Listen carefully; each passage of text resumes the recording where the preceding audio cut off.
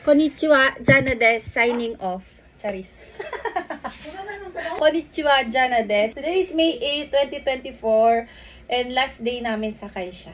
Actually, pabalik lang kami sa Kaisha para magpaalam at may graduation at kumuha ng last sahod.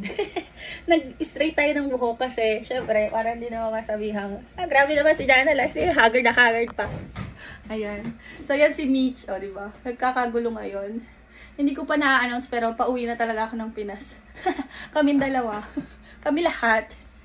So, samahan niyo ako sa last day ko dito sa aming company dito sa Japan for 6 years. Almost 6 years. Yeah, oo. 6 years na tayo sa May 10. Sa Chiba yun. Oo, na dito sa Japan. 6 years na. Medyo maano yung damit natin. Kailangan kasi naka-uniform. Let's go! Konnichiwa, Jana des. Welcome to another episode of my Japan Diaries. Tama yung narinig nyo sa intro. Ito na nga yung huling araw ko sa company namin dito sa Japan. Sa loob nga ng 6 na taon bilang makinista or machinist, plate machinist dito sa Japan, napagdesisyonan na namin na mag-resign. Hindi siya madaling desisyon para sa amin, pero matagal-tagal na din namin pinag-iisipan ito. For sure, karamihan sa inyo alam naman na nabuntis ako, diba? Pero regardless kung buntis ako o hindi, magre-resign na po talaga ako. Actually, kami nila Mitch, magkakasabay kami. And today, nagkaroon kami ng simpleng graduation at nag-speech na din kami para magpaalam sa kanila.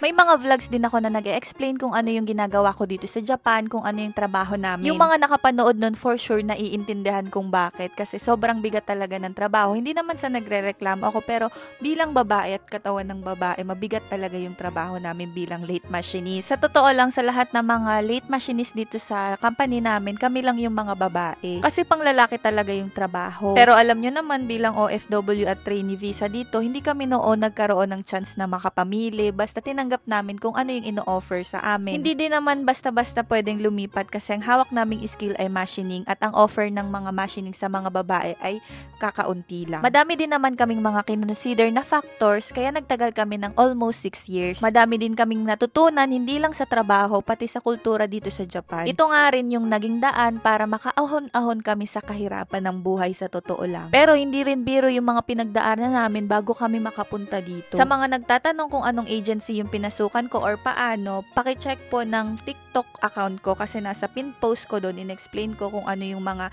libre na mga schools para makapunta ng Japan. Pagkatapos ng ceremony, dumiretso kami dito sa dojo or training room. Dito nagsimula lahat ng pag-aaral namin about sa machining dito sa Japan. Sila yung unang nagturo sa amin kung ano ang mga rules and regulations at mga gagawin sa aming trabaho mismo. Sobrang hirap kasi bukod sa Nihongo, ang inaaral nga namin ay mga numbers din, may mga computations din. At sa awa ng Diyos, hanggang ngayon naman ay humihinga pa ako na i-survive natin. Pagkabigay nga ng aming parting gift doon, nagpasama muna kami kay Sensei. Kasi kapag uuwi na kayo ng Pilipinas, kailangan nyo ding i-close ang bangko nyo at yung address nyo ipatanggal nyo sa munisipyo. Dinaanan ko na nga din muna sa bahay yung mga coins na naipon ko sa 6 na taon kasi nga hindi naman siya pwedeng ibayad sa vending machine kaya dumami siya ng dumami. Nakakatuwa, umabot din nga ng mga 2,000 yen or around 700 pesos yung aking mga coins. Sabay ko na nga ding winidraw lahat ng pera ko, mga 10 million pesos. Charis.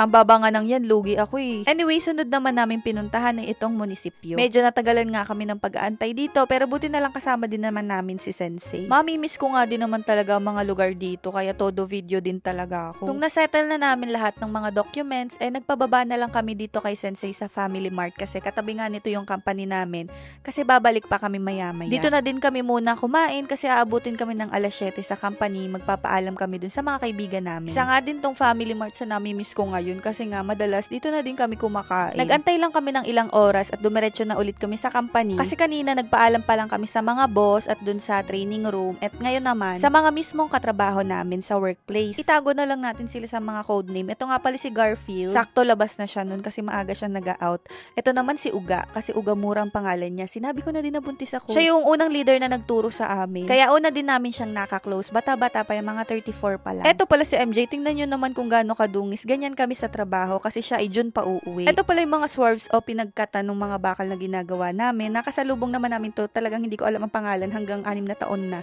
Basta every time nakikita namin siya, ka-close namin. Ganun. At iniabot ko na nga yung parting gift ko dito mismo sa aking genba or workplace. Siya naman ang aming kakaricho or assistant manager at itago natin sa pangalang Papang. Pure Japanese siya at napakabait din. At nagpaalam na nga din ako sa mga kensain or mga inspector na mga workpiece na ginagawa namin. Eto si Maria Sang, super ka-close din namin to at lagi nagbibigay sa amin ng mga foods at kung ano-ano. Siya nga yung Jehovah friend namin na naisama kami minsan sa kanilang church. Sa totoo lang, naiiyak na ako nito, nagpipigil-pigil lang ako. Pero nung nakausap ko si nanay, ang pinaka-close ko dito sa trabaho ko, naiiyak na talaga ako. Siya kasi talaga yung tinuturing kong nanay dito sa Japan. Brazilian Japanese siya pero sobrang lapit ng loob niya sa amin. Pinuntahan ko na nga din tong aking leader, si Bayani, naka-close din namin. Brazilian Japanese din siya at lagi siyang nandyan kapag mayroon kaming mga tanong. Ito naman yung leader sa kabilang shift. Itago natin sa pangalang Bimbi na napakabait din. Siya nga yung pinakamagaling sa trabaho sa totoo lang. Smiley yan siya kapag hindi nagtatrabaho pero pag nasa work na super seryoso. At sa mga naghahanap ng mahiwagang basurahan, siya po ang salarin kung bakit di natin nakikita. May mga hindi pa nga ako nakikitang kawork ko kaya pinuntahan ko na talaga. Ito naman si Kaku Binsang, isa siyang Chinese na nanay-nanayan ko din dito sa Japan. Sabi niya matagal na nga daw niya kung inaantay bumalik kasi meron siyang ibibigay sa akin. Iyak na iyak nga din ako dito kasi nga isa din to sa super ka-close ko. Pag nakikita nila ako nahihirapan o masama pakiramdam, alam na agad na nila. Palaging may gamot na iaabot, mga pagkain at kung ano-ano. Siya din yung nagsabi na tuwang-tuwa na daw siya sa mga Pilipino dahil sa amin. At dumating na nga yung tinapay na pang night shift. Alam niyo na guys. Mukhang masarap pa, mamaya ka sa akin. Nagantay pa kami ng kaunting oras kasi ang time ng panggabi ay alas 7 pa. Ito naman si Fabian, naka-close ko din to. Ay, Brazilian Japanese din. Siya yung kaibigan nating galante. Laging may paregalo. Isa nga siya sa una kong pinagsabihan na buntis ako. At nagpatago na nga ako ng tinapay kay Mitch. Sorry Mitch. Nakasalubong ko din si Korong at nagpaalam na din ako. At si Pagong, siya naman yung Indonesian friend namin. Isa siyang setter. Madami din siyang naituro sa amin sa trabaho at napakabait, parang Pilipino lang din yung ugali ng mga Indonesian. Ito naman si Chirara Sang. Siya naman ang aming Thai mama. Anytime na tawagan namin kapag kailangan namin ng sasakyan pati sa galaan, pinupuntahan niya kami, sinasama niya kami. Kaya naman deserve niya ng all-in-one cream ng Mosview. Char.